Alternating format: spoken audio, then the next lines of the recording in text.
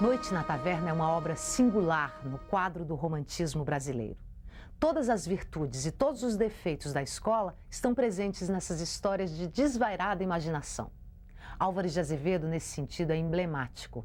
Enclausurado no meio mesquinho de São Paulo dos fins da década de 1840, o poeta reage. Como? Através da fantasia, em sonhos absurdos e pesadelos delirantes. Noite na Taverna é bem um desses pesadelos. Amigos embriagados, numa escusa e sombria taverna, discutem. Cada um deles narra uma história e todos disputam a glória de ter vivido a mais louca aventura. Na voz de Solfieri temos uma trama em que necrofilia e catalepsia se misturam. No texto são evidentes o horror a Poe e a perversão a Byron. Morto aos 21 anos, com versos excepcionais, com Noite na Taverna, com uma peça teatral, Macário, somos obrigados a reconhecer que a Álvares de Azevedo faltou exclusivamente tempo para ser gênio.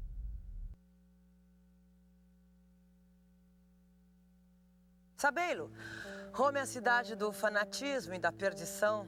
Na alcova do sacerdote dorme agosto, a Amásia. No leito da vendida se pendura o crucifixo lívido. É o requintar de gozo, blasfemo, que mescla o sacrilégio à convulsão do amor.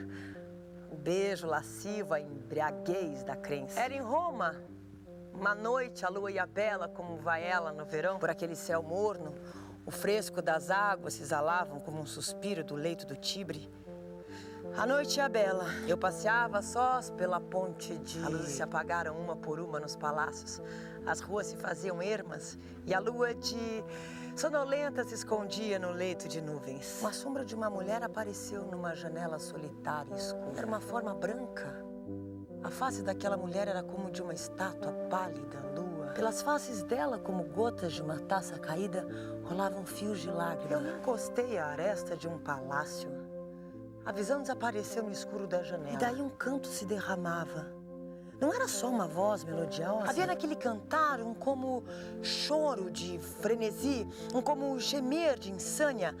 Aquela voz era sombria, como a do vento à noite nos cemitérios, cantando a nênia das flores murchas da morte. Depois o canto calou-se, a mulher apareceu na porta. Parecia espreitar se havia alguém nas ruas. Não viu ninguém.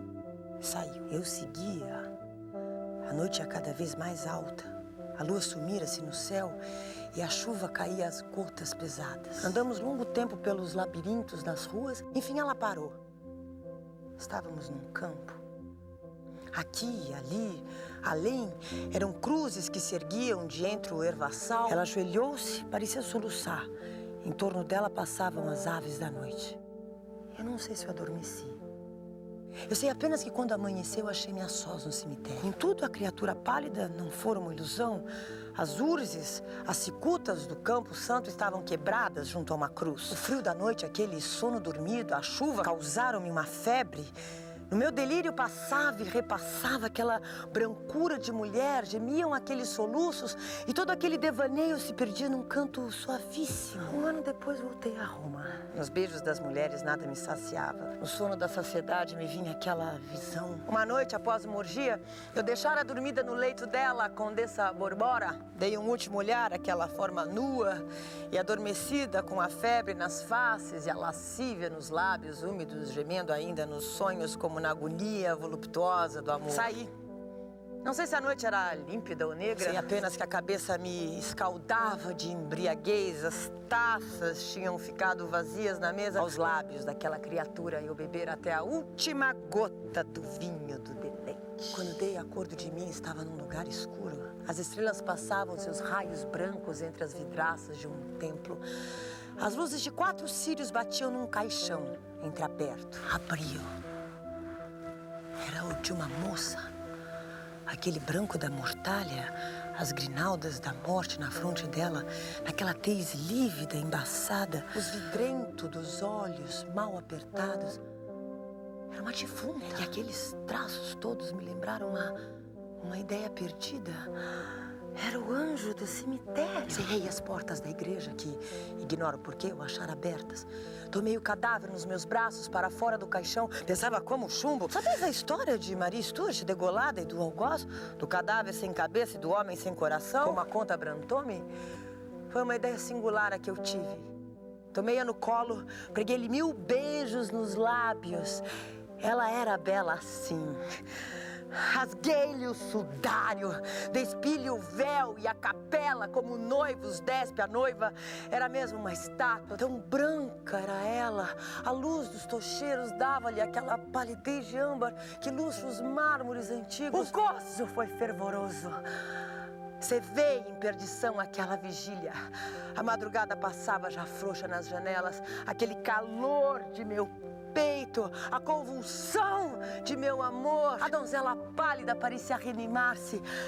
Súbito abriu os olhos empanados. Luz sombria lumiou-os como a de uma estrela entre névoa. Não era já a morte, era um desmaio. No aperto daquele abraço havia, contudo, alguma coisa de horrível. O leito de laje onde eu passara uma hora de embriaguez me resfriava. Pude a custo soltar-me daquele aperto do peito dela. Nesse instante ela acordou. Nunca ouviste falar em catalepsia? É um pesadelo horrível. Aquele que gira ao acordado, que emparedam num sepulcro, sonho gelado, e que sentem-se os membros tolhidos e as faces banhadas de lágrimas alheias, sem poder revelar a vida. A moça revivia pouco e pouco ao acordar, desmaiada. Embucei-me na capa e tomei-a nos braços, coberta com o seu sudário como uma criança. Ao aproximar-se da porta, topei num corpo. Abaixei-lhe, olhei. Era algum coveiro do cemitério da igreja que aí dormira de ébrio, esquecido de fechar a porta. Saí. Ao passar a porta, encontrei uma patrulha. Que levas aí? A noite era muito alta. Talvez me cresce um ladrão. É minha mulher que vai desmaiar. Uma mulher? Mas e essa roupa branca e longa? Será, acaso, roubador de cadáveres? O guarda aproximou-se, tocou-lhe a fronte. Era fria. É uma defunta! Cheguei meus lábios ao dela, senti um bafejo morno. Era vida ainda. Vede, disse eu. O guarda chegou-lhes os lábios, os beiços ásperos roçaram pelo da moça. Se eu sentisse o estalar de um beijo, o punhal já estava nu nas minhas mãos frias. Boa noite, moço. Pode seguir, disse eu. Caminhei. Estava cansado. Custava carregar o meu fardo. E eu sentia que a moça ia despertar. Temeroso de que eu ouvisse-na gritar e acudissem, corri com mais esforço. Quando eu passei a porta, ela acordou. O primeiro som que lhe saiu da boca foi um grito de medo. Mal eu fechar a porta, bateram nela. Era um bando de libertinos, meus companheiros, que voltavam da orgia. Reclamaram que abrisse. Fechei a moça no meu quarto e abri. Meia hora depois, eu os deixava na sala bebendo ainda. A turbação da embriaguez fez com que não notassem minha ausência. Quando entrei no quarto da moça, vi a erguida, ria de um rir convulso, como a insânia, e frio como a folha de uma espada. Trespassava de dor ouvi-la. 2 dias e 2 noites levou ela de febre assim. Não houve sanar-lhe aquele delírio, nem o rir de frenesi. Morreu. Depois de 2 noites e 2 dias de delírio. À noite saí, fui ter com um estatuário que trabalhava perfeitamente em cera e paguei-lhe uma estátua dessa virgem. Quando o escultor saiu, levantei os tijolos de mármore de meu quarto e com as mãos cavei um túmulo. Tomei então pela última vez nos braços, apertei a meu peito, muda e fria, beijei-a e cobri-a adormecida no sono eterno com o lençol de seu leito. Fechei-a no seu túmulo e estendi meu leito sobre ele. 1 ano, noite e noite, dormi sobre as lajes que a cobriam. Um dia o estatuário me trouxe a sua obra, paguei-lhe e paguei o segredo. Não te lembras, Bertrand, de uma forma branca de mulher que entreviste pelo véu do meu cortinado? Não te lembras que eu respondi que era uma virgem que dormia? E quem era essa mulher, Sofieri? Quem era? Seu nome? Quem se importa com uma palavra quando sente que o vinho queima assaz os lábios? Quem pergunta o nome da prostituta com quem dormiu e sentiu morrer a seus beijos, quando nem a dele mister por escrever-lhe na lousa? Sofieri encheu uma taça e bebeu-a. E a erguer-se da mesa quando um dos convivas tomou-o pelo braço. Sofieri, não é um conto isso tudo? Pelo inferno que não. Por meu pai, que era conde bandido. Por minha mãe, que era a bela messalina das ruas. Pela perdição que não. Desde que eu próprio calquei aquela mulher com meus pés na sua cova de terra, eu vos juro, guardei-lhe como amuleto a capela de defunta. Ei-la! Abriu a camisa, vira-me ao pescoço uma guirlanda de flores mirradas. Vedes lá! Murcha e seca, como o crânio dela.